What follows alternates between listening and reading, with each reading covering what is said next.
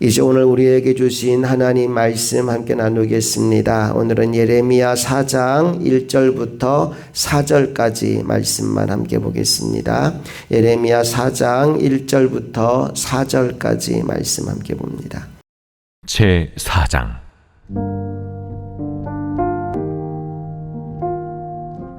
여호와께서 이르시되 이스라엘아, 네가 돌아오려거든 내게로 돌아오라. 네가 만일 나의 목전에서 가증한 것을 버리고 네가 흔들리지 아니하며 진실과 정의와 공의로 여호와의 삶을 두고 맹세하면 나라들이 나로 말미암아 스스로 복을 빌며 나로 말미암아 자랑하리라. 여호와께서 유다와 예루살렘 사람에게 이와 같이 이르노라. 너희 묵은 땅을 갈고 가시덤불에 파종하지 말라. 유다인과 예루살렘 주민들아, 너희는 스스로 할 일을 행하여 너희 마음 가죽을 베고 나 여호와께 속하라. 그리하지 아니하면 너의 악행으로 말미암아 나의 분노가 불같이 일어나 사르리니 그것을 끌 자가 없으리라. 우리가 어제 함께 읽었던 예레미야 3장 말씀에서 하나님은 끊임없이 이스라엘 백성들에게 돌아오라, 너희는 내게로 돌아오라 말씀하였습니다. 그리고 오늘 우리가 함께 읽은 예레미야 4장 1절부터 4절까지 말씀을 통해서 구체적으로 어떻게 돌아와야 되는지 돌아오는 방법에 대한 말씀을 들려주고 있습니다. 우리 먼저 1절 2절 말씀을 다시 한번 읽어볼게요. 다 같이 시작. 여호와께서 이르시되 이스라엘아, 내가 돌아오려거든 내게로 돌아오라. 내가 만일 나의 목전에서 가증한 것을 버리고 내가 흔들리지 아니하며 진실과 정의와 공의로 여호와의 삶을 두고 맹세하면 나라들이 나로 말미암아 스스로 복을 빌며 나로 말미암아 자랑하리라. 아멘. 이스라엘아, 내가 돌아오려거든 내게로 돌아오라. 하나님 아버지께로 돌아오라 말씀하신 이후에 어떻게 돌아오는 건지, 돌아오는 것의 의미가 무엇인지를 하나하나 설명합니다. 하나님께 돌아간다는 것의 의미가 뭐냐? 첫 번째는 가증한 것을 버리는 것이다 라고 말합니다. 여러분, 하나님께 돌아갈 때에는 내가 붙잡고 있는 가증한 것들을 버리고 돌아가야 됩니다. 야곱이 가족들을 데리고 돌아오는 길에 세겜에서 어려움을 당합니다. 자기 딸 디나가 강간을 당하고 그것 때문에 오빠들이 화가 나서 세겜 사람들을 다 죽이는 일이 벌어지지요. 그때 야곱이 두려워합니다. 이 민족들이 혹시라도 나를 죽이면 어떡하나 두려워하는 그때 하나님이 야곱을 찾아옵니다. 그리고 야곱에게 뭐라고 말씀하시느냐? 네가 떠날 때 나를 만났던 곳 베델로 돌아오라 라고 말합니다. 그래서 야곱이 베델로 올라갈 결심을 하는데 그때 하나님이 명하신 게 뭐냐 하면 우상을 버리라는 거였어요. 그래서 상수리 나무 아래에 그들이 가지고 있던 모든 우상을 묻어두고 그들이 출발합니다. 하나님께 돌아가는 것의 첫걸음은 무엇이냐? 내가 가지고 있던 모든 가증한 것들을 버리는 것입니다. 오늘 우리 안에 하나님이 기뻐하지 않는 무언가가 있다면 여러분, 과감히 다 버리는 은혜가 여러분에게 임하게 되기를 원합니다.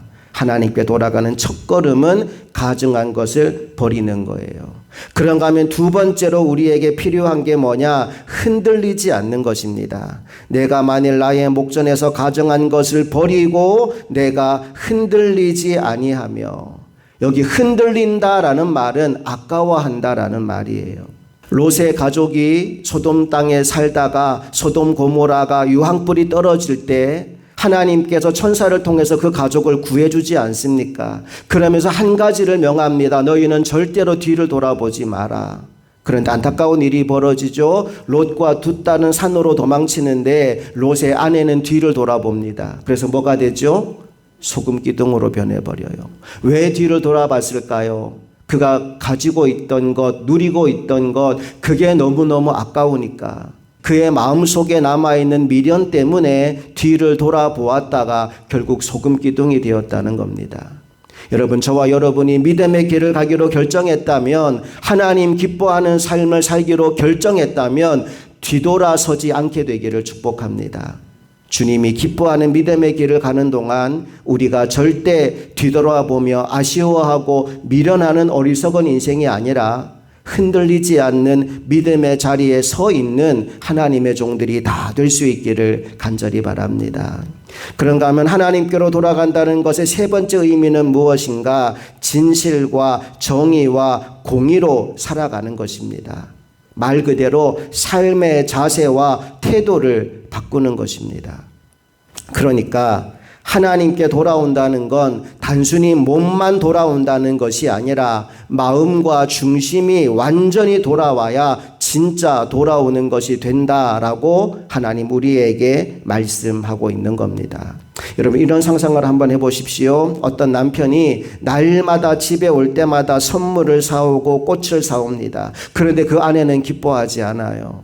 어느 날 아내가 남편에게 이렇게 말합니다. 여보, 나 다른 거 아무것도 필요 없어. 당신 마음을 나에게 주세요. 그때 남편이 이렇게 말합니다. 다른 건 다 줄 수 있어도 내 마음만은 못 줘. 내 마음은 미스김 거야. 여러분, 그러면 이 아내가 평생 어떤 선물을 받아도 행복할 수가 없습니다. 정말 중요한 것, 정말 필요한 것은 마음을 주는 것입니다. 오늘 이 새벽 하나님이 우리에게 동일하게 말씀하는 거예요. 너희가 몸만 여기 나와 있다고 해서 내가 너희를 기뻐하는 게 아니야. 나는 너희 마음을 원한다. 그러면서 이어지는 말씀에서 우리 마음이 어떻게 달라지기를 원하시는지 말씀해 주시는데 3절 말씀 읽어볼게요. 시작. 여호와께서 유다와 예루살렘 사람에게 이와 같이 이르노라. 너희 묵은 땅을 갈고 가시덤불에 파종하지 말라. 너희 묵은 땅을 갈고 가시덤불에 파종하지 말라. 이 말은 농사 얘기하는 게 아닙니다. 우리의 마음의 상태에 대해서 하나님이 말씀하고 있는 겁니다. 묵은 땅과 같은 마음을 가진 사람이 있다는 거예요. 여러분, 어떤 땅이 묵은 땅입니까? 오랫동안 갈지 않고 방치되어 있는 땅입니다. 그러다 보니 그 땅은 딱딱하게 굳어 있고 잡초가 무성합니다. 그 상태로는 어떤 씨를 뿌려도 열매를 맺을 수가 없습니다. 묵은 땅은 갈아엎어야 됩니다. 묵은 땅은 다 뒤집어야 됩니다. 그래야지만 거기에서 농사를 지을 수 있어요. 우리 마음도 그럴 수가 있다는 겁니다. 오랜 시간 동안 하나님의 말씀에 무감각하고 아무런 회개 없이 돌이킴 없이 살아가게 된다면 우리의 마음이 이 묵은 땅같이 변해버리는 겁니다. 혹시 우리 마음이 그렇게 딱딱하게 굳어져 있다면 오늘 하나님의 말씀을 통하여서 우리의 묵은 땅 같은 마음을 갈아엎게 되기를 간절히 축복합니다. 그런가 하면 두 번째 어떤 마음이 있다고 말씀하시느냐? 가시덤불과 같은 마음이 있다라고 말씀합니다.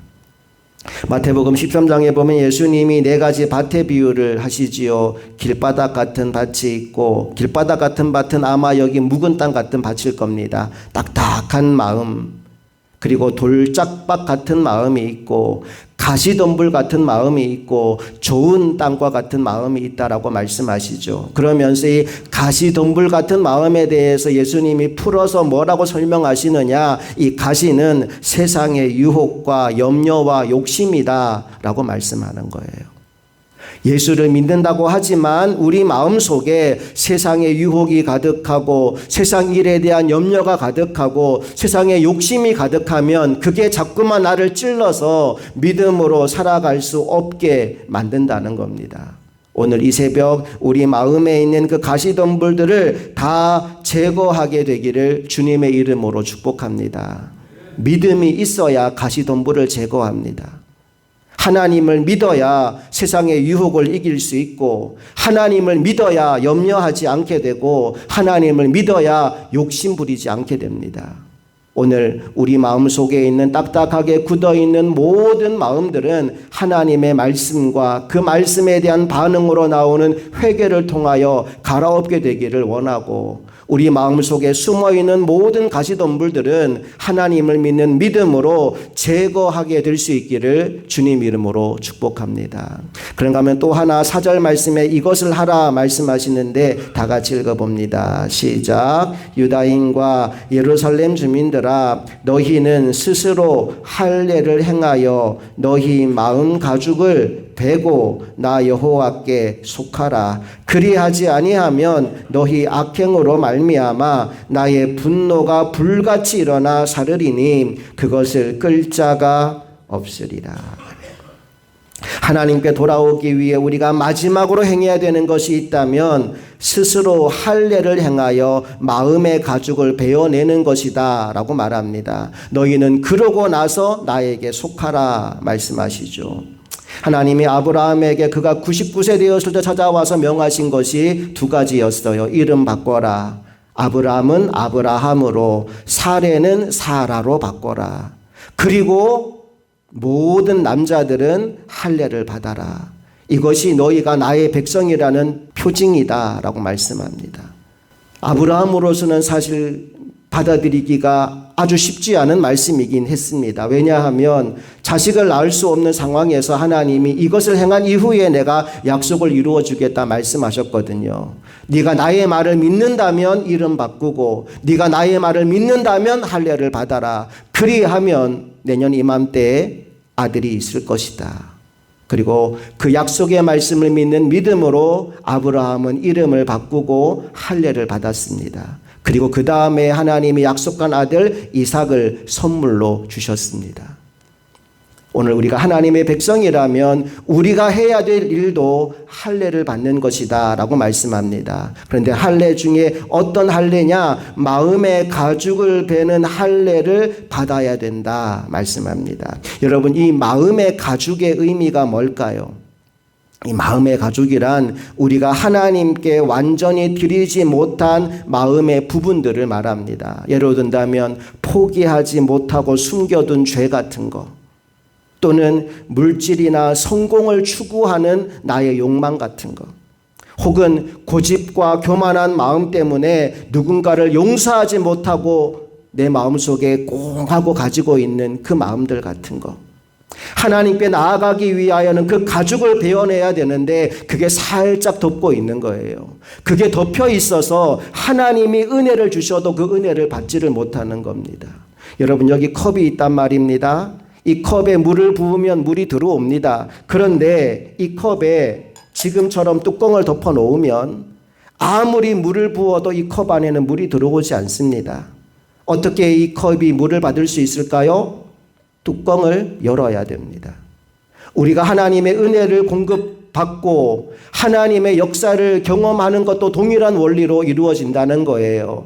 마음의 가죽이 내 마음을 덮고 있으면 하나님이 은혜를 주고 싶어도 은혜를 주시지 못하는 겁니다. 아무리 부어주셔도 나는 그 은혜를 누리지 못합니다. 내 마음의 가죽을 벗겨낼 때, 내 마음의 가죽을 베어낼 때 우리는 하나님의 은혜를 공급받을 수 있고 하나님께 속한 삶을 살아갈 수 있게 되는 거지요.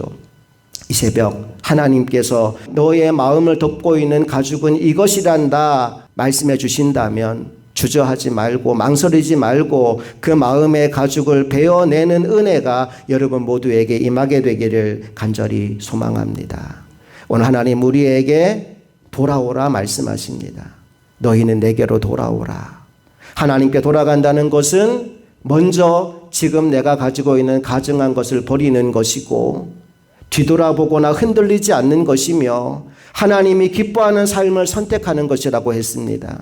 그 하나님이 기뻐하는 것을 선택한다는 것의 중심은 내 마음이 변화되는 것인데 딱딱하게 굳어있는 마음이 있다면 갈아엎어버리고 가시덤불이 존재한다면 그거 다 제거하라는 거예요. 그리고 내 마음을 덮고 있는 가죽이 있다면 그 가죽 벗겨내고 마음의 할례를 받고 그리고 나에게 속하라. 오늘 하나님 말씀하셨습니다.